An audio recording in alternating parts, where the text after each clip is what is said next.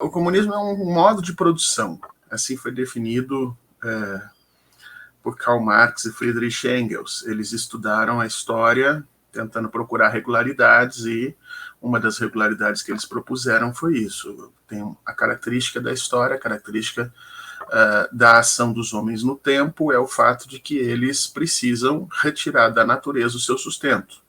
O homem não se sustenta sozinho, ele depende da natureza. E há formas pelas quais, historicamente, se estabeleceram em que o homem faz essa retirada da natureza do seu sustento. Então, o Marx e o Engels lá atrás chamaram isso de modo de produção. Mas eles vieram vendo durante a história todos os outros modos de produção, modo de produção escravista, modo de produção feudal, até chegar no modo de produção capitalista, que eles disseram a característica é a utilização do trabalho assalariado.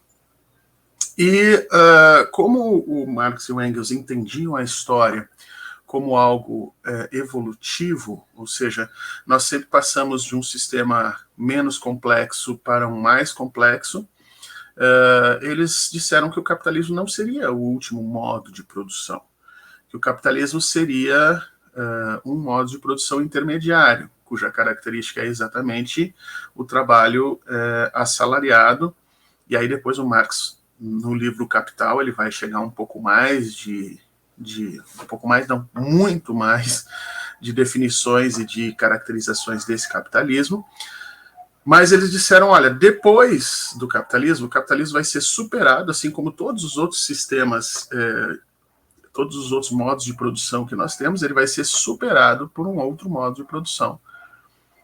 Entre o modo de produção comunista e o modo de produção capitalista, haveriam duas fases, na realidade. Haveria duas fases. Uma fase que eles chamam de ditadura do proletariado e uma outra fase que eles chamam exatamente de socialismo. Então, você teria ali uma transição para esses processos, né?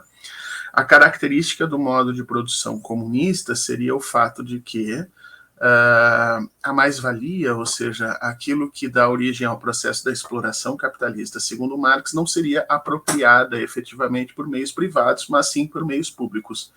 E para isso, Marx vai dizer, olha, a grande essência do modo de produção capitalista é a existência da propriedade privada dos meios de produção.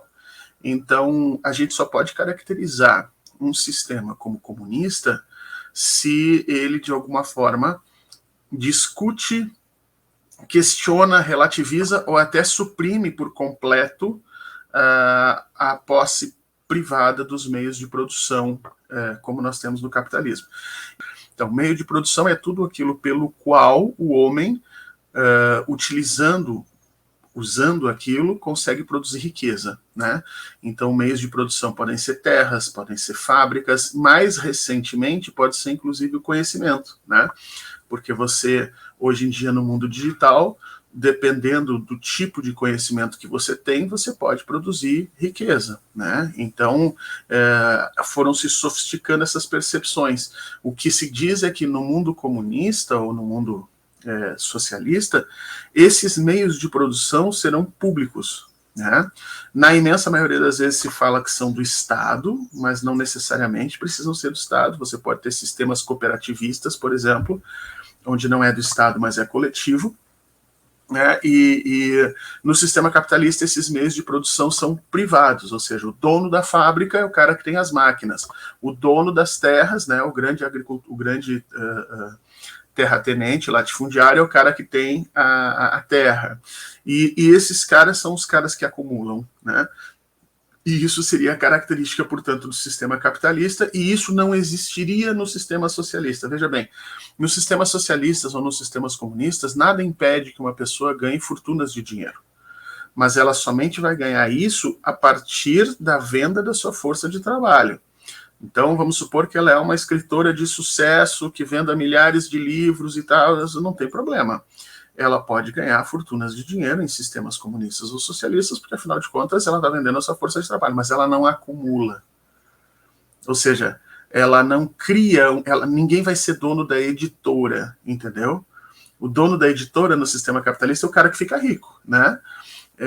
Mas no sistema socialista não existe esse dono da editora. A acumulação não se dá de ponto de vista privado. Ela tem que descer novamente para a sociedade para se dividir entre aqueles que estão ali partilhando aquele tempo, aquele espaço, aquele trabalho e por aí vai. Comunismo significa um regime em que a propriedade da riqueza é comum a todos os integrantes daquela comunidade. Então, nesse sentido, a gente fala, por exemplo, do comunismo de povos indígenas nas Américas, do comunismo dos cristãos primitivos, do comunismo de utopias do Renascimento. Então, nesse sentido, comunismo é simplesmente isso: é uma sociedade em que, seja da maneira como for, a riqueza não tem proprietário privado, a riqueza é de toda a comunidade. Tá? Nesse sentido, se houve comunismo no Brasil, foi antes da chegada dos portugueses, quando nós tínhamos povos indígenas que se organizavam de uma maneira comunista nesse sentido. Depois, comunismo vai ser associado a uma determinada doutrina política, ideológica, que propunha a superação do capitalismo e a sua transformação num outro tipo de sociedade, em que, e é por isso que a palavra é usada, a propriedade voltaria a ser comum a todos.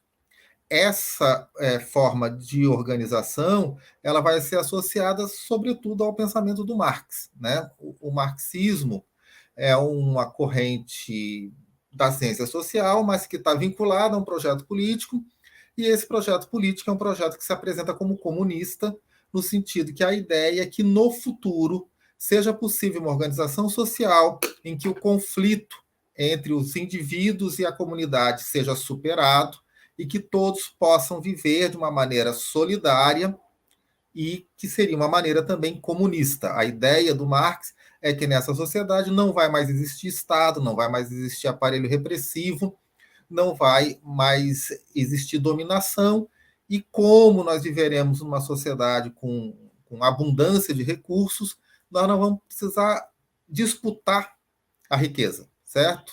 Cada um de nós teria o suficiente para levar a sua vida da forma como quisesse, seria, portanto, uma sociedade comunista.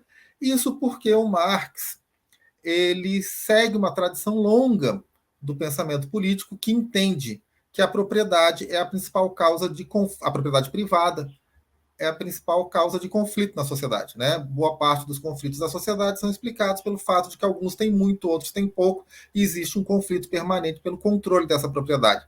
Uma sociedade comunista, desse ponto de vista, seria uma sociedade em que a principal causa de disputa social teria sido eliminada e, portanto, seria uma sociedade mais harmônica.